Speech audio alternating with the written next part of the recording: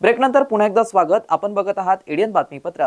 Operation सिंदूरच्या यशस्वीतेसाठी आणि भारतीय सैनिकांच्या सन्मानार्थ रविवार दिनांक 18 मे रोजी शहरातील क्रांती चौक ते गुलमंडी पर्यंत संध्याकाळी 4 वाजता तिरंगा यात्रा आयोजित करण्यात आली आहे। निष्पाप बळी गेलेल्या नागरिकांसाठी व शूरवीर सैनिकांसाठी सर्व देशभक्तांनी व देशप्रेमींनी या यात्रेत सहभागी।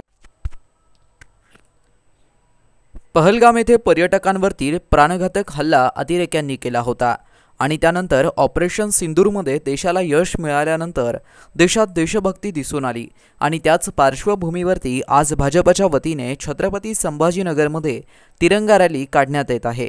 या रॅलीमध्ये मंत्री अतुल सावे, माजी केंद्रीय मंत्री भागवत कराड, आमदार संजय केनेकर, जिल्हाध्यक्ष शिरीष बोराळकर यांच्यासह मोठ्या संख्येने माजी सैनिक आणि नागरिक सहभागी झाले आहेत। सर, काय निमित्ताने तुम्ही रॅलीचं आयोजन केलंय, काय सांगा? पुलवामामध्ये आमचे काही नागरिक शहीद झाले होते, काही सैनिक शहीद झाले या वॉरमध्ये, त्यांना ही श्रद्धांजली आहे। आणि जे सीमेवर आमचे सैनिक बांधव आमच्या संरक्षणासाठी उन्हात थंडीत पावसात आमचं संरक्षण करतात, त्यांच्या पाठीमागे सगळी जनता आहे। आम्ही सगळे नागरिक त्यांच्या पाठीमागे खंबीरपणे आहोत। त्यानिमित्त ही तिरंगा रॅली आहे, त्यांना पाठबळ देण्याकरता, त्यांना पाठिंबा देण्याकरता। वंदे।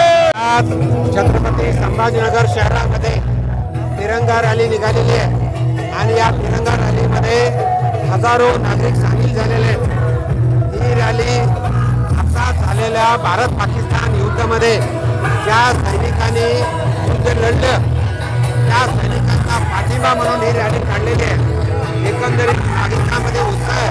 पाऊस जरी असला तरी हजारो लोक, हजारो देशभक्त आज उपस्थित झाले। सर्वांचं अभिनंदन करतो। ज्या देशातल्या महिलांचं सिंदूर मिटवण्याचं काम ज्या पापी आतंकवाद्यांनी केलं, त्या आतंकवाद्यांना धडा शिकवण्यासाठी, जवानांचा हौसला वाढवण्यासाठी, जवानांचा सन्मान करण्यासाठी, जवानांना खऱ्या अर्थानं सलामी देण्यासाठी, देशासाठी जवानांसाठी ही प्रत्येक देशामध्ये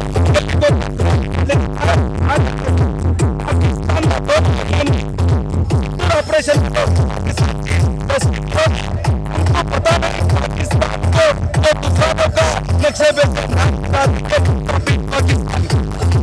मित्रांनो, ही बातमी तुम्हाला कशी वाटली आमच्या कमेंट बॉक्समध्ये प्रतिक्रियेच्या स्वरूपात नोंदवायला विसरू नका। अशाच नवनवीन बातम्या बघण्यासाठी आणि अपडेट राहण्यासाठी आमचं YouTube चॅनल सबस्क्राइब करायला विसरू नका। आपल्या प्रियजनांपर्यंत शेअर करायला विसरू नका। मनपूर्वक धन्यवाद।